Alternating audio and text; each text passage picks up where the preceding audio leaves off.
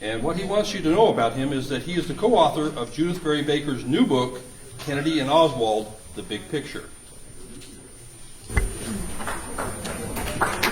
Ladies and gentlemen, Edward Schwartz.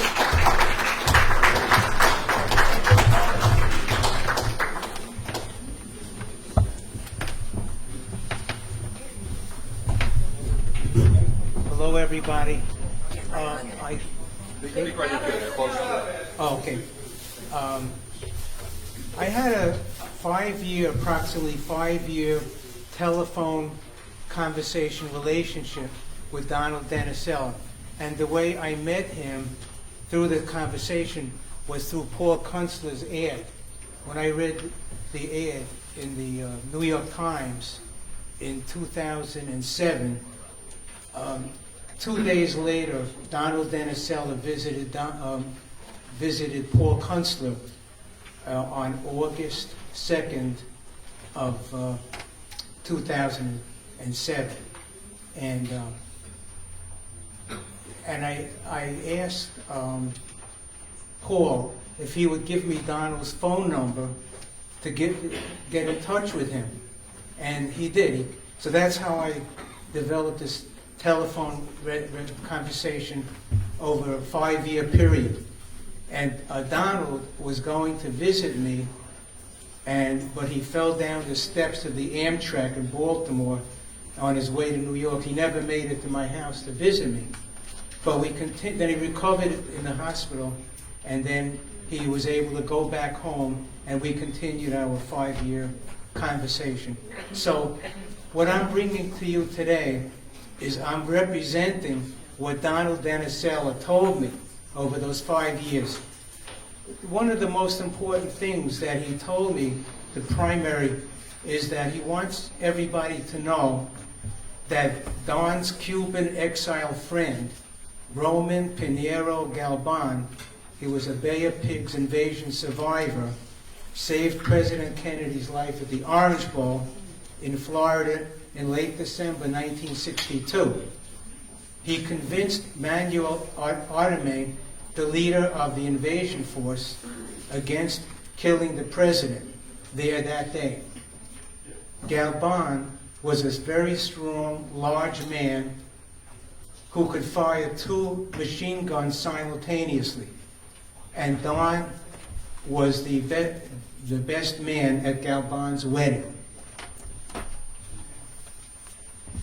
So now I'm going to continue with the excerpts of the conversations. Like when I spoke to Don, I would take notes in a notebook, and then in preparation for my speaking here today, I wrote a report, and I'm going to read the report to you now, and that I wrote. And the first topic that Donald told me about, in a chronological order, is MK Ultra. In August of 1947, the Communist Workers' Party won the national election in Hungary. In the next month, September 1947, the CIA was established. In December, CIA Director Roscoe Hillenkoetter created the Special Projects Group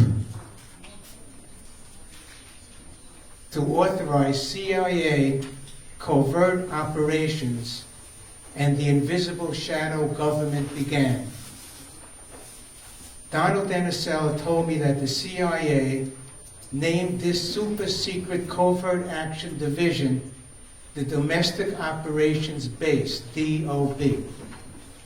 A year later, in December of 1948, the ardent anti-communist leader of the Catholic Church in Hungary, Joseph Cardinal Mindszenty, was arrested on the false charge of being a Nazi collaborator during World War II.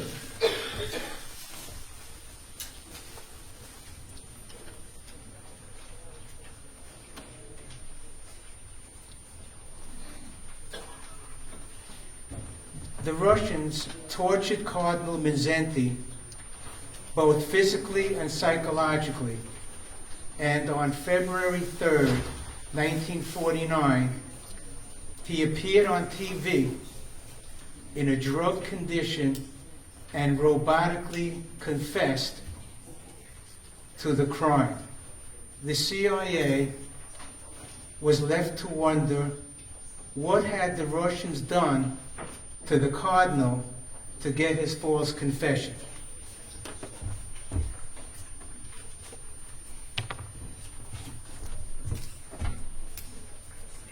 On April 20th, 1950, Hitler's birthday, Roscoe Hillenkotter approved Project Bluebird to learn how the Russians had mind-controlled Mindszenty. The Korean War began 2 months later in June 1950. Captured American POWs made pro-communist robotic-like speeches that were broadcasted on TV during the war that affirmed the reality of the concept of brainwashing.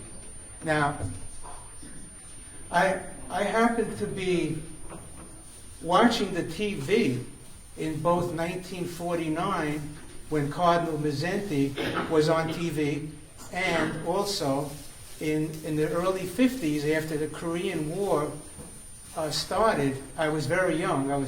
In 1949, I was 6 years old. And then a couple of years later in the Korean War, I was about 9 years old.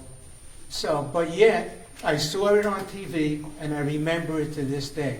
I'm 75 years old.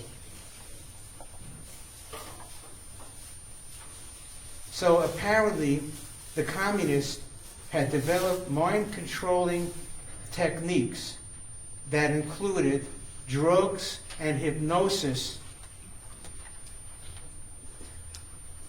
to control and modify human behavior.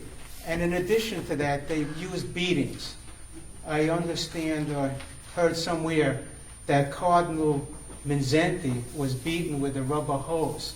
So it was a combination of all of these factors that were used in mind controlling. And the question is, where did this come from? How did the Russians get the mind controlling devices? Did they develop it, or did they get it from the Nazis? A lot of people say they got it from the Nazis, and I agree with that. The next topic I was going to talk about, I might not be able to finish it, is about Lee Harvey Oswald's 1962 CIA debriefing report that came across Donald Deneselya's desk. Donald Deneselya spoke fluent Russian. His father came from Ukraine, and he joined the CIA when he was just 20 years old, very, very young. And he started in the CIA in early October of 1961, and he left in June of 1964.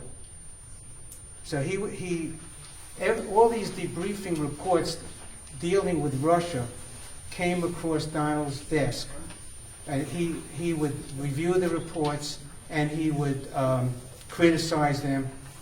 And so